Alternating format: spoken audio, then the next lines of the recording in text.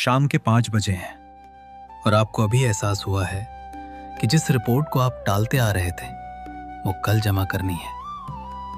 अब समय है ध्यान लगाकर बैठने का, अपना कंप्यूटर खोलने का और अपना फोन चेक करने का। शायद अपने पसंदीदा YouTube चैनल पर थोड़ी देर देख लें। असल में आपको पहले खाना बना लेना चाहिए। आपको आमतौर पर खाना बनाना पसंद है, हालांकि सिर पर लटकते इस काम के साथ आनंद लेना मुश्किल है और काफी देर भी हो चुकी है। शायद सुबह फिर से कोशिश करनी चाहिए।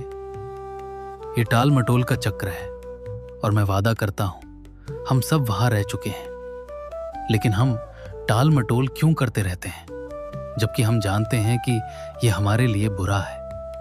स्पष्ट करने के लिए, किसी काम को टालना हमेशा टाल मटोल नहीं होता।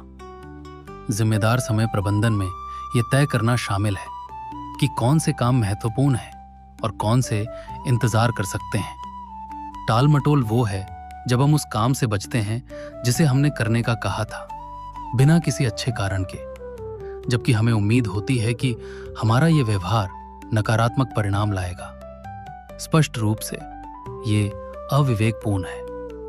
ऐसा कुछ करना जिसके बारे में आप जानते हो कि वो आपको नुकसान पहुंचाएगा।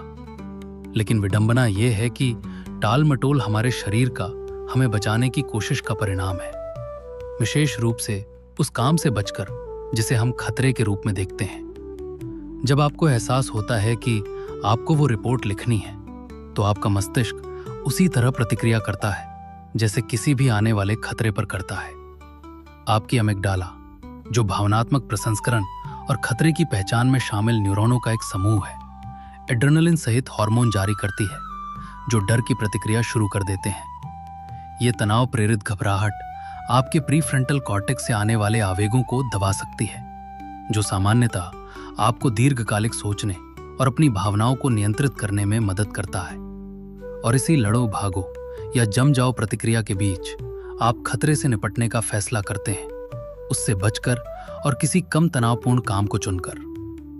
यह प्रतिक्रिया अतिशयोक्तिपूर्ण लग सकती है। आखिरकार यह सिर्फ एक डेडलाइन है, कोई भालू का हमला नहीं। लेकिन हम उन कामों को टालने की अधिक संभावना रखते हैं जो नकारात्मक भावनाएं उत्पन्न करते हैं, जैसे भय, अयोग्यता और असुरक्षा। टाल मटोल करने वाले विश्वविद्यालय के छात्रों पर हुए अध्ययनों में पाया गया कि प्रतिभागी उन कार्यों को अधिक टालते थे जिन्हें वे तनावपूर्ण या चुनौतीपूर्ण मानते थे।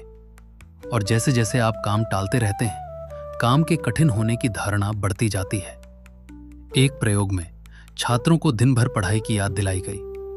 जब वे पढ़ रहे थे, अधिकांश ने बताया कि यह उतना बुरा नहीं था।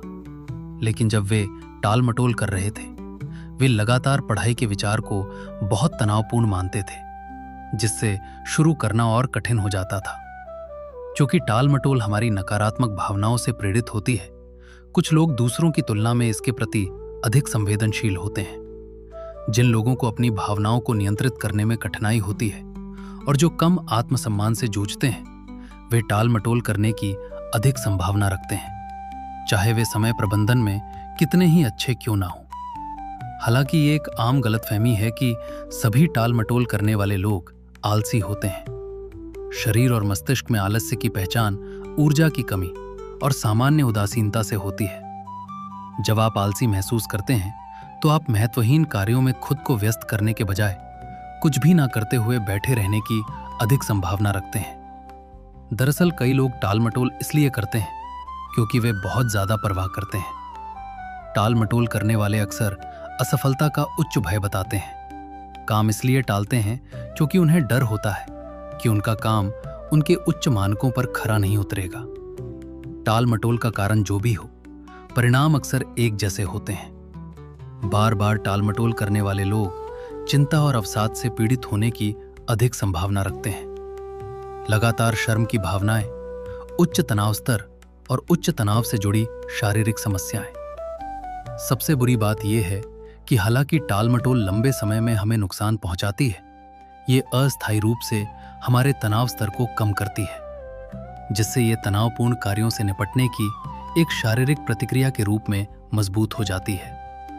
तो हम टाल मटोल के इस चक्र को कैसे तोड़ सकते हैं? परंपरागत रूप से लोग सोचते थे कि टाल मटोल करने वालों को अनुशासन विकसित करना चाहिए और सख्त समय प्रबंधन का अभ्यास करना चाहिए। लेकिन आज कई शोधकर्ता ठीक इसके विपरीत मानते हैं। अपने आप पर बहुत कठोर होना किसी कार्य पर अतिरिक्त नकारात्मक भावनाएं जोड़ सकता है, जिससे खतरा और तीव्र हो जाता है। इस तनाव प्रतिक्रिया को तोड़ने के लिए